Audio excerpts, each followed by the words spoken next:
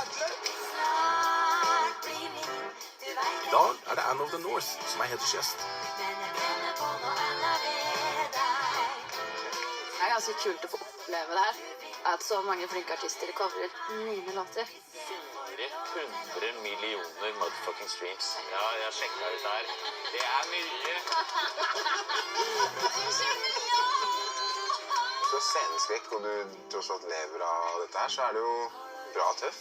Jeg bare så redd, og det gjør så vondt at jeg har lyst til å spy og grine samtidig. Jeg har bare lyst til å komme meg bort. Så sa jeg til han at nå jeg slutter. Det blir ikke noe mer enn nå. Jeg vet ikke hva du gjør, men du vel enig med at det funker ikke.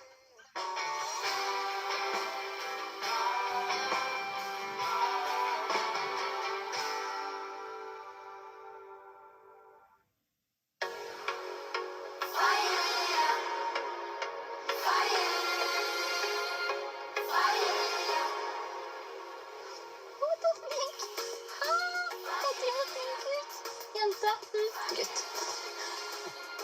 Ja, kom da. Sitt. Men han så flink. Du så flink. Jeg veldig spent. For, altså, det jo veldig gøy at noen skal fordype seg så i musikken min. Jeg har jo aldri opplevd det før. Så det jeg superspent på. Jeg lånte meg en hund som det sånn emotional support dog. For det her ganske skummelt. Jo, se på deg. Men han her, Tassen, han får oss til å glemme, vet du, for du så søt. Jeg har alltid tenkt sånn at jeg har lyst til å jeg skulle ønske at jeg kunne høre min egen musikk for første gang.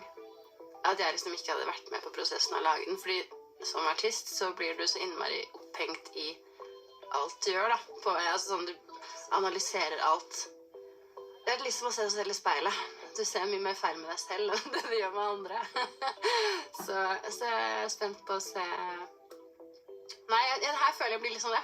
At det blir å høre min musikk for første gang. Det blir kjempespennende. Anne of the North Lotterud fra Gjøvik fikk internasjonal suksess over natta da debutlåta Sway ble sluppet i 2014. 2 album senere har låten hennes over 400 millioner avspillinger verden over. I 2016 ble nominert til Årets nykommer av P3 Gull. Fikk Spellemannpris for Årets musikkvideo i 2019.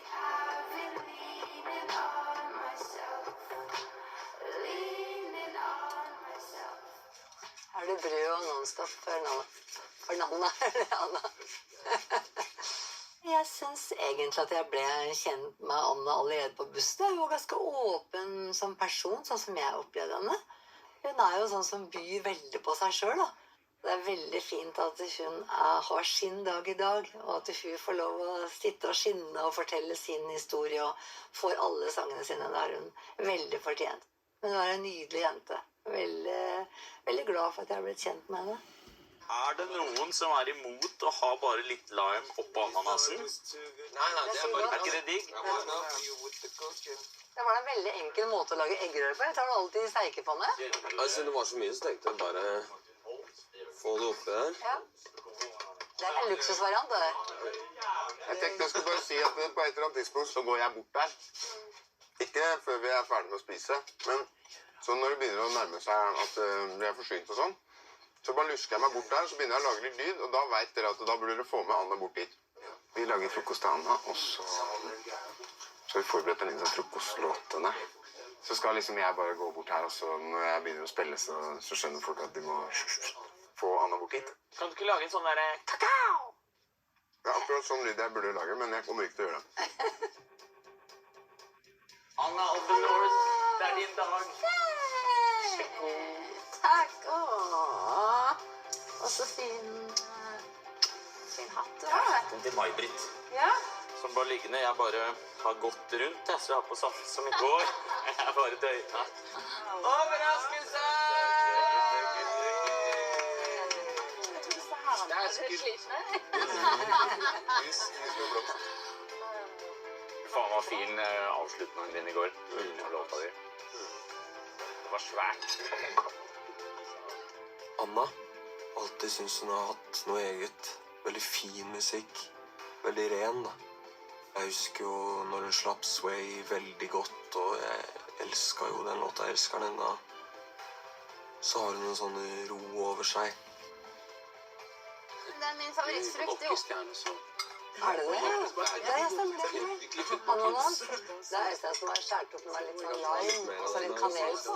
Litt av bort. Ok, godt? Nå skal vi liksom få til en låt av Anna som heter Sway.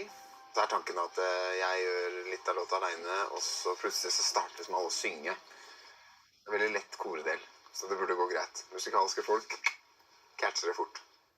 Angst for det. Oi! Hva skjer? Reise seg opp.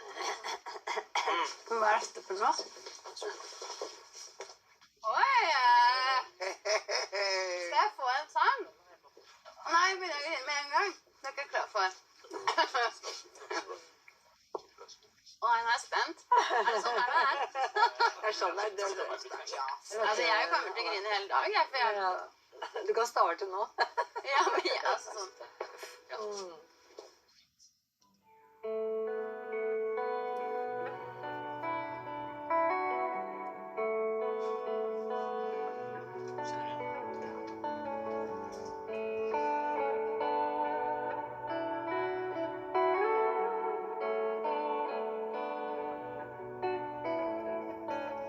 Stop, take it slowly, darling.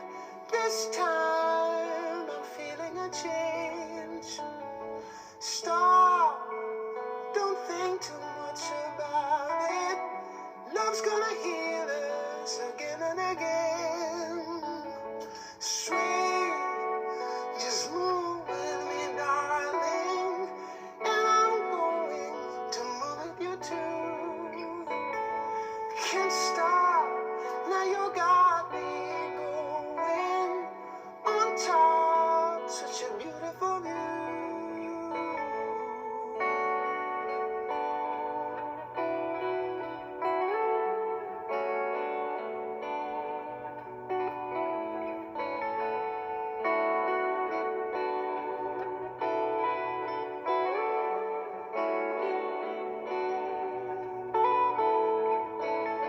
Sway, just move with me, darling. Sway, just move with me, darling.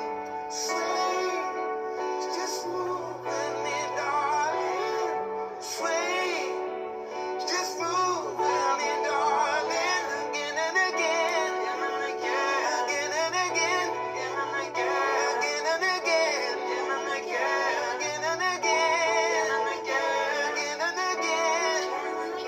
again and again, again and again, again and again, again and again.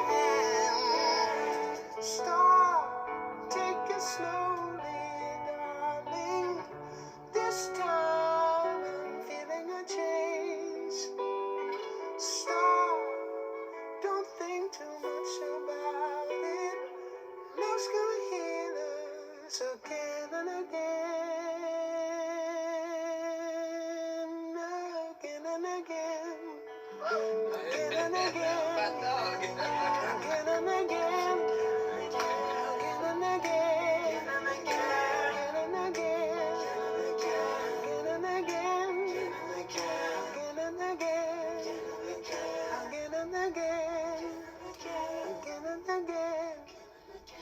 again and again, again and again, again and again, again and again, again and again.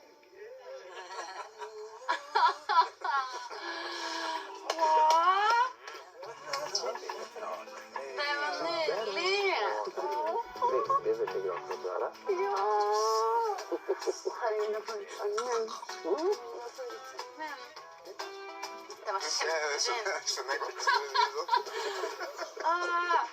Herregud, det var fint. Tenk å få en sang til frokost. Også den sangen. Det er jo en av mine. Det er jo den første sangen jeg la ut. Og så sykt at Jale gjør den. Han er jo hadde jeg aldri trodd. Jeg ble veldig rørt. Eller sånn, tenk å... Jeg hadde ikke begynt med musikk når han var i full fart. Så det er ganske stort.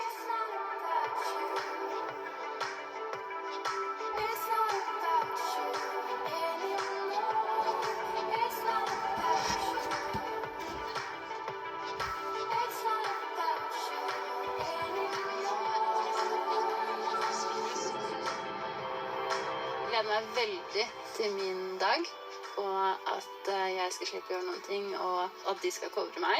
Det gleder jeg meg veldig til, å se hvordan de ser på meg og mine låter, eller hvordan de gjør det på sin måte. Det blir litt spennende. Anna er jo verdens søteste. Hun har kanskje det søteste smil ever. Veldig, altså, hun er bauta. Og en bare ekstremt dyktig musiker, og så chill. Velkommen at bord. Takk for det. Nå er vi på nest siste dagen, og jeg må si at det har vært kjempefint å bli kjent med dere. Dere er veldig inspirerende, så jeg er glad for at vi skal spise sammen i dag også. Sitt. Sånn, få det på.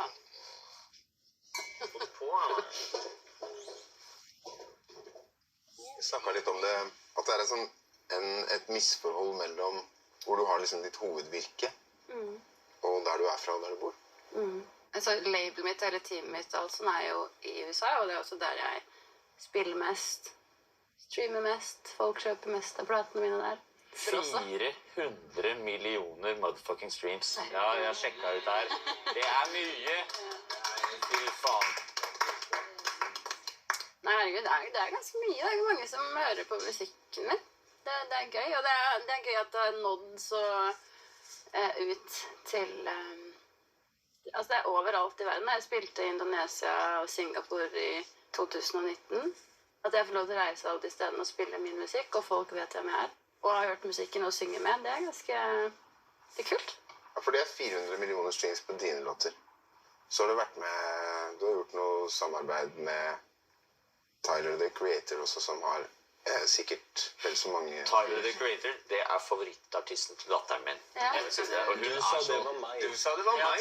Ja, prøv dere. Men jeg har bare lyst til å si at Tyler, The Creator og Wolfgang nesten skapte en generasjon på en måte. Jeg husker når alle begynte å kle seg så de, altså i hvert fall når jeg var tenåring, alle guttene begynte å kle seg så de, altså de er svære, den gjengen, og Tyler, The Creator var jo i hvert fall den som var i front, og så liksom Frank Ocean også, ja. Så det var egentlig sånn jeg tror noen sa sånn, hun er fra Norge som lagde låt med Tyler. Og det var sånn, jeg var ikke med hun her, og fra Norge, vel, faken. Jeg tror jeg sa det til det første jeg traff deg, og så følte jeg meg litt sånn en fangirl, og var litt sånn... Men det var veldig kult. Han tok meg inn i varmen og brukte min stemme som et verktøy på sitt album. Men han var nominert til Grammy med det albumet, men da følte jeg også at jeg var litt nominert til Grammy. Du er det. Det er sånn teknisk helt reelt. Hvis du er med på en Grammy-nominert plate, så er du Grammy-nominert. Jeg husker en reklame med din musikk. Apple. Det er jo helt enormt. Ja. Det er også veldig stolt av. Det var vel under koronaåret da, så det var jo labert for alle dere kanskje. Alle hadde vært ute et år. Jeg hadde vært på turné, det begynte å dabbe litt, det var ikke like intenst lenger. Og så fikk jeg vite at jeg skulle være med på fjorårets største Apple-reklame, som ble sendt i hele verden. På alle TV-kanaler og på nett, så det var ganske stort. Jeg husker U2 gjorde noe sånt. Ja. U2 og Anne of the North, det er ganske... Da er du jo oppe i ligaen, altså. Netflix også. Ja. Netflix har vært en god venn. To All The Boys I Loved Before. Min største låt, Lovers, er med den. Og det tar jo helt av for meg og låta mi. Da får jeg bare sånn meldinger av fans, da, som bare sånn Anna finally getting the recognition she deserves. Jeg bare sånn, shit, jeg må gå og se på den filmen her, da. Og i løpet av natta så var jeg viral i... Jeg var på topp 50 i Global, ja. Og altså i alle asiatiske land, i USA. coming in. Så er det jo litt kult at den låta her, albumet heter også Lovers, mitt første album. Jeg fikk terningkast nord og ned. Hva er det sto på overskriften? Var det nord og ned. og så sa de at den har ikke plass til en ny Susanne Sundfør eller Aurora i Norge. Herregud. Så det var jo det jeg fikk. Skal alltid sammenligne. Ja, ja. Det er så dust, og alltid når det er jenter, det suger det greiene der, altså. Men det var jo det at nei, det her var ikke noe bra, og vi trengte ikke noe flere artister. I hvert fall, vi trengte ikke meg, da. Tydeligvis. Men tenker du på det ennå? Ja, men jeg synes det, nå er det litt funny, for at det er så kult, for albumet, altså vi fikk så utrolig gode kritikker da, i England, USA, det var stikk motsatt da, og der ser du, der er det plass, der er det mangfold, der er det flere folk som hører på forskjellige ting, men i Norge så skal vi bare ha, vi slipper ikke til da, og jeg driver med indie-pop som ikke er kommersielt nok i Norge da, og da blir jeg tilsidesatt, og det er helt fair, men det er så deilig da å kunne komme til England da, eller USA, og så blir jeg hørt og sett, og folk digger det. Og det er så gøy at det har gått fra nord og ned til, jeg vil si nord og oppover da.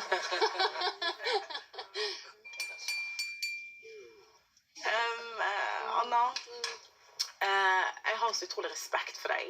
Jeg må faktisk innrømme at du er en av de som jeg gruer meg mest til å spille for.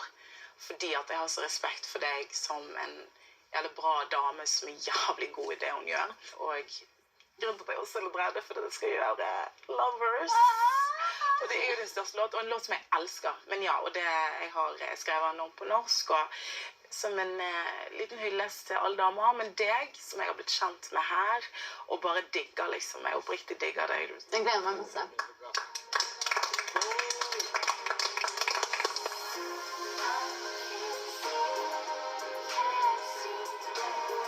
Og jeg husker når vi recordet den, ble ferdig med den, så danset jeg til den. Jeg har en video, venninna mi har en video av meg som danser til den, og bare sånn, dette blir en hit, husker jeg. Dette er bra. Den er kjempefin. Hører du på meg nå? Jeg gleder meg. Jeg tror at det er en av mine favorittlåter. Den er så varm, og det er en hyllest til Anna, en rå dame. Ja, jeg gleder meg faktisk til å spille den. Jeg er jo selvfølgelig litt nervøs, men jeg gleder meg mest.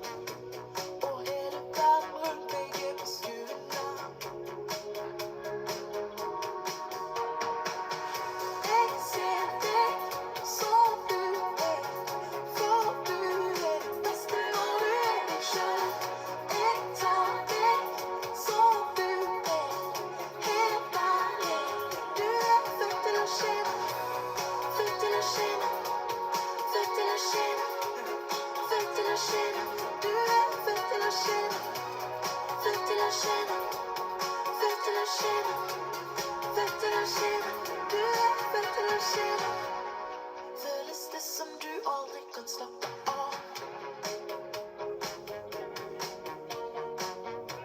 For du har ikke lov å ha en dårlig dag. Og du må ikke si at hva du vil ha.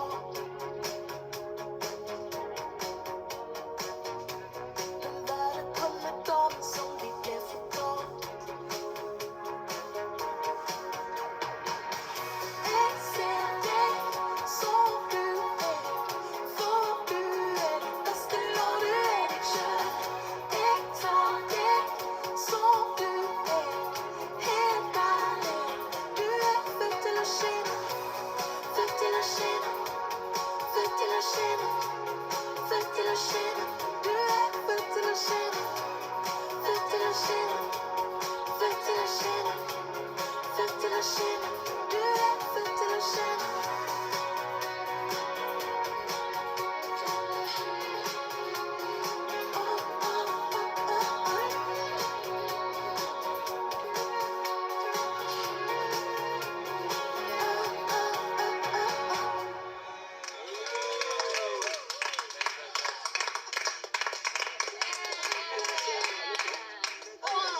skikkelig good. Men det blir sånn her, faen, det var fett, liksom. Det er bare sånn, det touchet der var bare sånn. Men det der var dritfett, og den energien. Og det var så godt med den positive, jeg trengte det nå. Den dansen fikk meg bare, altså den, sånn er jeg nå, i transe. En happy trance. Happy dance. Ja.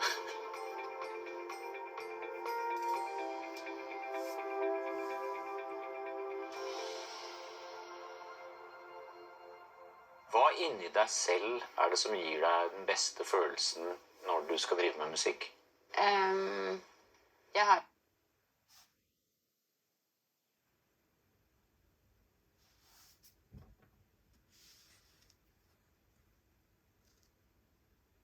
jeg hadde jo aldri tenkt at jeg skulle drive med musikk. Jeg hadde en far som drev med musikk, men for meg så var det ikke. Det var en uoppnåelig drøm som jeg ikke turte å drømme, så den dyttet jeg bare bort. Kjempebeskjeden, og jeg satt mye på soverommet på Gjøvik. Pappa ville jo pushe opp musikk, han visste jo at jeg elsket det. Han har jo masse recordings fra meg når jeg var liten, men jeg har aldri vist det til noen. Jeg har aldri hatt det behovet for den bekreftelsen, da. Det var mer for meg selv, og det var min dagbok, og det var mitt outlet.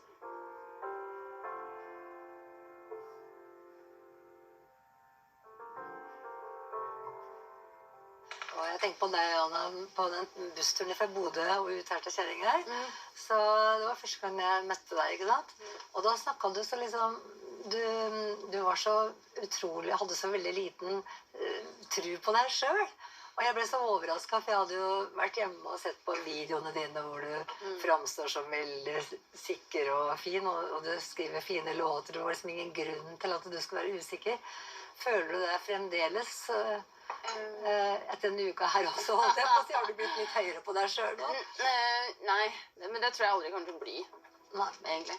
Det har vært en sånn her, kjemperart med å ha lyst til å opptre, men jeg har bare ikke hatt nervene til det, så jeg har bare vært alt for usikker på meg selv og musikken, og jeg vet ikke helt. For meg er det å prestere for en andre. Det å måtte prestere, liksom være flink for en andre. Nei, det er ikke noe flink for meg selv. Jeg søkte musikklinja på videregående. Jeg kom på andreplass på venteliste, og da er det egentlig bare å gå på audition, så kommer du inn. Eller sånn hvis du er flink, da. Men jeg gikk ikke. Du gikk ikke på audition? Det tverte jeg ikke. Det var bare sånn, nei, det er ikke noe vits. Kommer ikke inn uansett. Jeg er ikke flink nok, jeg er ikke bra nok. Så jeg tenkte ikke på det engang. Jeg husker ikke, jeg tror ikke jeg liksom satt datoen jeg skulle komme i. Jeg bare dro ikke. Jeg vet ikke om jeg sa at jeg ikke kom engang, jeg. Anna har Elder lagt skjul på at du har haft sceneskrekk. Men det er noe spennende med Anna, fordi at hun har på en måte utfordret den sceneskrekken sin. Anna har en dobbelthet der. Hun trigget på en måte det som hun synes er skummelt, og som hun blir nervøs for. Samtidig som at hun har nok hatt en kjempesterk iboende kraft til å bli musiker. Mamsi. Ja. Ja. Du oppsøker på en måte det som er. Hvis du har sceneskrekk, og du tross alt lever av dette her, så er du jo bra tøff. Nei, jeg bare er så redd, og det gjør så vondt at jeg har lyst til å spy og grine samtidig. Jeg har bare lyst til å komme meg bort, men jeg prøvde jo å drikke litt alkohol før en konsert, og det funket i hvert fall ikke. Så det var bare sånn, da fikk jeg jo angst for det igjen. Nei, jeg har vært livredd for å stå på scener, og jeg har vært livredd for, jeg husker første gang, for jeg ga jo ut Sway, som du spilte i dag, og ble spurt om å komme på Øya Natt. Uka etter nesten. Altså, det var nesten sånn. Jeg var så redd da mamma og pappa kom for å se på meg.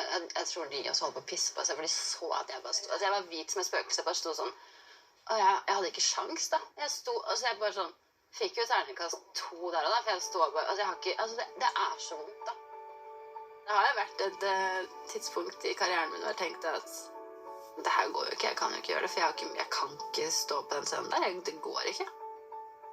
jeg kommer til å daue. Jeg husker i starten så gruer jeg meg sånn en måned i forveien, og jeg lå av det mareritt, liksom. Det var skikkelig påkjenning. Men er det sånn fortsatt? Uansett om du spiller i USA eller Norge? Nei, altså, jeg er mye bedre. Herregud, du skulle sett meg da. Da hadde du fått vondt inni deg. Men det er mye bedre nå. Nå har jeg kontroll, men nå har jeg fått mer kontroll på nervøsiteten. Men nervøsiteten er der. Det var vel sånn for min del, da. En åpenbaring å komme til USA. Og høre alle synge sangene mine. Og få den velkomsten og den energien. Det var da jeg skjønte at hvorfor er jeg redd for det? Det her er jo bare gøy. Det er et sånt som jeg vil si til alle som ser på en måte, hvis man er redd for noe. Det eneste som hjelper er å gjøre det igjen og igjen og igjen, uansett hvor skummelt det er. Men du kan ikke bli bra i noe hvis du ikke tør å pushe det.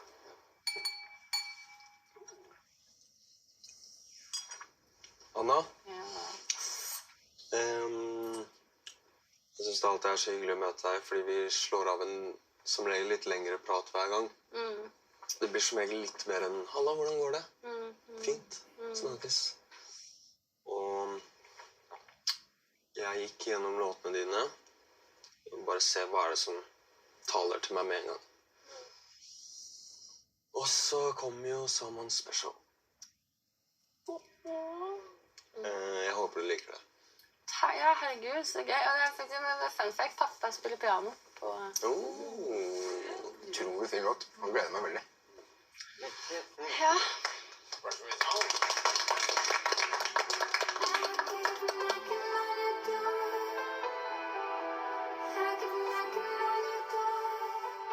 Jeg vet ikke egentlig hva den låta betyr for hun. Jeg regner jo med den er noe sånt spesielt, siden det er Someone Special den heter.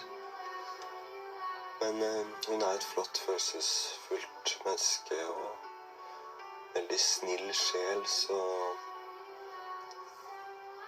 alt jeg vil er bare at hun synes det er en fin cover.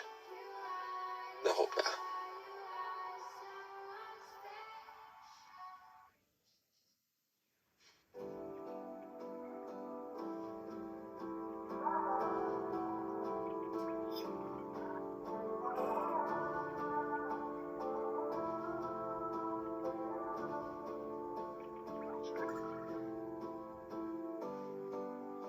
Om du våkner og ikke vet hvorfor, midt på natta uten meg,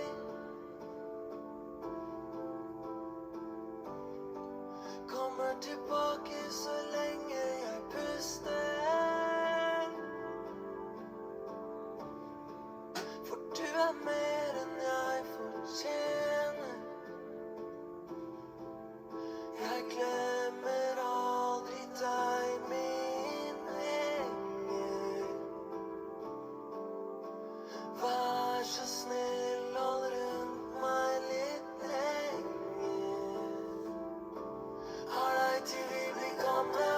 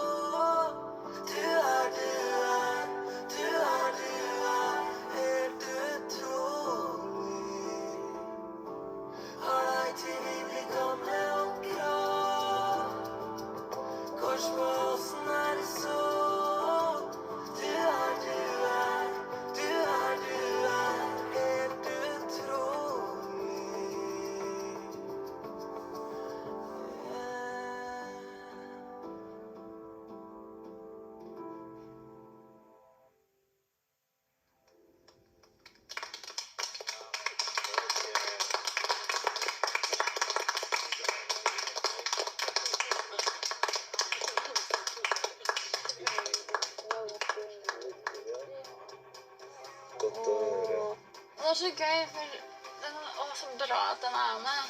Takk. Herregud, du så flink. Det var gåsehud. Og Det var veldig gøy å gjøre det. Den hadde ikke blitt fin hvis ikke du hadde laget den fin heller. jeg synes det så deilig å få sånn fresh breath of air på de låtene. Det blir bare bedre og bedre, synes jeg. Ja, sant? Nei, men den traff meg med en gang, og det noe R&B der også, som jeg tror det derfor jeg var sånn, ja. Den blir det. Den blir det. Ja, den stemma der så bra, men når du begynte med Det var den eneste låta jeg rakk å skrive i LA før jeg måtte skynde meg hjem når Trump stengte grensene. Oi. Så det handler om han? Ja, det handler om Trump. Nei, men den handler om jeg skrev den etter jeg hadde vært på turné nesten 2 måneder. Og da så den handler om de der hjemme da. Det gøy å høre. Det var en veldig morsom låt å jobbe med. Men det var en nøtt til å knekke også, altså. Jeg liker ikke å synge spesiell når det skal dras ut sånn på norsk. I hvert fall ikke på totning. Nei. Eller sånn, det spesiell. Ja, spesiell. Så det høres ikke bra ut. Så da når jeg jobber med Benjamin, landet vi på utrolig da. For jeg føler spesiell, og det føler jeg ikke... På norsk det kanskje nesten mer et skjellsord. Ja, eller du spesiell, ass. Ja, Ja, det jo det. Det sant, ass. Du spesiell, ass. Å, takk. Det sant. Ja, men Stig, du kunne synge telefonboka, og så spiller det ingen rolle. Og den der vibben, den stemmen, helt sinnssykt. Fy faen og fint. Vakkert. takk. Skål. Jeg var kjempenervøs i går. Nå går det egentlig bra. Måtte bare starte. Og så det så fine folk, og maten god, og musikken bra. Og så det ganske kult å få oppleve det her. At så mange flinke artister coverer mine låter. Det sånn bursdag ganger 10, da.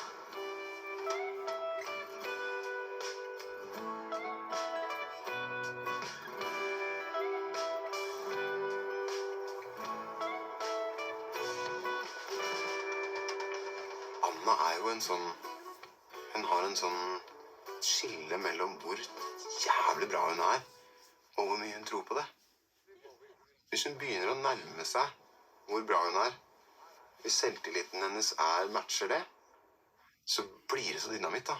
Og det unner jeg henne også. Jeg bare merker at det skjer noe i henne som veldig fint. Vær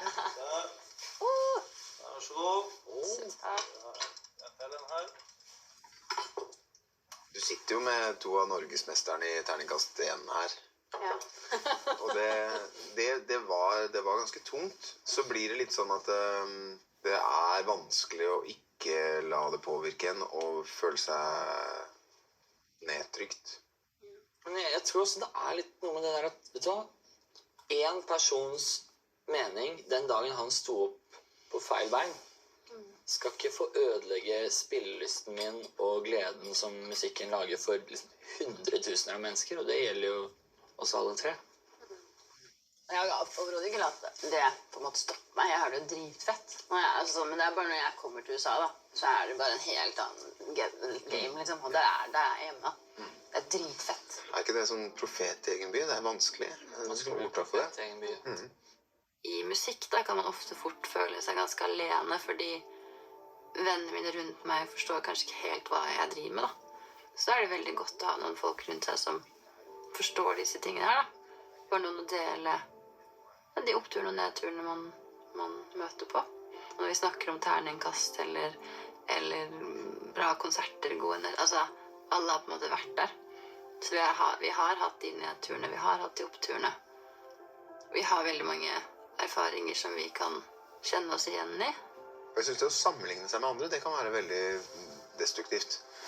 Det å sette seg selv i forhold til andre, og bli inspirert av andre. Jeg tenker hvis vi skal utvikle oss og lære å bli flinkere, så det jo veldig viktig å bli inspirert av andre, da. Man må gjerne sammenligne seg med andre, men om du klarer å sammenligne de tingene du bedre enn andre på også, Og man har det med liksom bare sammenligne ut ifra Arif er så sykt god på å rappe. Å, jeg suger til å rappe, jeg får ikke til det, ikke sant? Men så må du prøve å se, ja, men andre veien da, med, altså, melodier, eller kanskje jeg er flinkere til å synge, eller, ja. Nei, da slutter jeg. Skål! Forsvingende. I'm always walking to the same old place, just in case I see your face. I'm gonna buy a drink and while I wait, I'ma eat my cake, make the same mistakes. I know that you don't think that I can be the one, but I can be your one. I may be acting crazy now, it's getting late. You took my heart away, but I'll be okay. Kjempenice å bli kjent med Anna. Det en skikkelig bra personlighet, skikkelig fin, ordentlig jente, og som bare vil folk det beste, og sitter med masse følelser. Hun en veldig følsom dame, og hun sykt dyktig på det hun driver med. Anna of the South. When Anna went south. Yes. Men det derfor jeg heter Anna of the North, fordi jeg bodde so far south. Så jeg ble kalt Anna fra Norge. Anna from Hvor var det Norway. du bodde? Australia. Ja. Nice. Du dro langt, altså. Ja, og det var også sånn her, jeg må dra så langt jeg klarer. For hvis jeg hadde dratt til London, eller altså, så hadde jeg jo bare dratt hjem igjen. Det tar jo 3 dager å fly hjem fra Australia. Ja. Gidder jo ikke. Da liksom, nei, så... Ja, og det var det skumleste jeg har gjort, for at da hadde ikke jeg reist så mye. Jeg hadde aldri flydd alene før. Jeg tror om jeg ikke hadde dratt til Australia, så hadde ikke jeg vært her i dag. Det var liksom min livs viktigste tur, tror jeg. Sånn på alle mulige plan. Herregud, så dum jeg var før jeg dro dit. Men sånn uviten, liksom. Herregud, naiv. Dum, naiv jente fra Norge skal til Australia. Herregud. Jeg er så glad for at jeg gjorde, ass. Jeg tror jeg formet meg så mye, og så ikke... Jeg tenker ikke på musikken engang, jeg er bare sånn alt. Hvordan musikkmiljøet der, eller hvordan var det? Nei, Gikk du på konserter og liksom... Altså, jeg havna vel ikke i noe typisk musikkmiljø, men alle som var der nede, alle jeg ble kjent med etter hvert, da, de var så innmari åpne. I Norge så er det janteloven, men der var alle drømmene sine da, før de på en måte... De var forfattere uten å ha gitt ut en bok, de var musikere uten å være på Spotify, ikke sant? Men til Norge er det sånn, og hvis du ikke har 1 million streams på Spotify, så er du ikke artist, ikke sant? Altså, det er sånn her høyt... Ja, men altså, du skal ikke være noe du ikke er i Norge, da. Men der så var alle bare drømmene sine. Og det var så utrolig fint, så da begynte jeg bare sånn, hva er det jeg, nå skal jeg, altså så begynte jeg å si bare sånn, jeg driver musikk, jeg liker musikk. Så begynte jeg sakte men sikkert å si det, og da møtte jeg Brady, som ble min partner in music. Hvordan skjedde det? Fikk en liten gjeng der etter hvert, og så kom han inn, og han spilte mye på barer. Han var sånn som spilte fra hånd til munn, eller hva den heter. Altså han, veldig flink fyr. Så var det en gig der han spilte, og så bak ryggen min så går de til bartenderen og sier at jeg skal spille etter Brady. Så jeg bare sånn, og jeg er bare sånn, nei, og så for bartenderen kommer og bare sånn, hei, du nå er det din tur. Jeg er bare sånn, hæ, jeg skal ikke. Men så var det bare sånn lite sted, og jeg var kjemperedd, men han hørte det da, og etter det så begynte vi å sende litt melodier og ja, musikk til hverandre. Bra. Jeg synes det høres ut som det var 2 viktige ting som skjedde når du kom til Australia. Du kom ut av janteloven, Ja. men så fikk du også liksom en inspirasjon inni deg selv.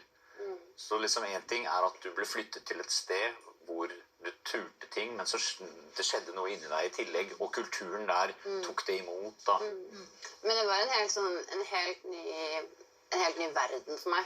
Og når jeg sa det høyt, så var det akkurat sånn som ble det, på en måte. Du sender meg ut i universet, og så får du tilbake igjen. Men så kom jeg hjem, og da var det litt tomt da, for da hadde man nettopp liksom fått ting til å fungere og ville bli, ikke sant? Og så skal du hjem igjen. Da flyttet jeg hjem til mamma og pappa, så bodde jeg på rommet til broren min. Så satt jeg, da hadde jeg fått musikkutstyr av pappa og sånn, ikke sant? Så jeg satt der til sånn 5 hver natt og bare lagde beats og musikk og... Jeg satt jo veldig mye på rommet mitt på Gjøvik og drev musikk og visste vel ikke helt hva jeg skulle gjøre videre. Mamma, hun ble nok litt oppgitt over hvor mye tid jeg satt der, og jeg satt jo til liksom 5-6 på morgenen og sov hele dagen, og var ikke så fornøyd med akkurat det, og var liksom, nå må du gjøre noe annet, du kan ikke bare sitte her og råtne. Mamma ble jo kjempebekymret, så hun bare sånn, kom inn en dag og bare sånn, jeg kjører deg på Nav, jeg går ikke. Det er jo ikke så spesielt godt ei historie. Da hadde Anna vært hjemme fra Australia i flere uker. Og jeg var på en måte litt bekymret, både for døgnrytme. Nå hadde det gått mange uker ut av jobb. Og som mamma så tenkte jeg, er det noe jeg kan hjelpe deg med? Nav er tingen, tenkte jeg. Og Anna ble jo motvillig med til Nav. Men jeg kjørte henne ned til døra, sleft henne av. Det tok kanskje nøyaktig 8,5 minutter eller noe før Anna var på tråden. Mamma kom og hentet meg med en gang. Her skal ikke jeg være, jeg skal greie meg selv. Anna skulle bli musiker.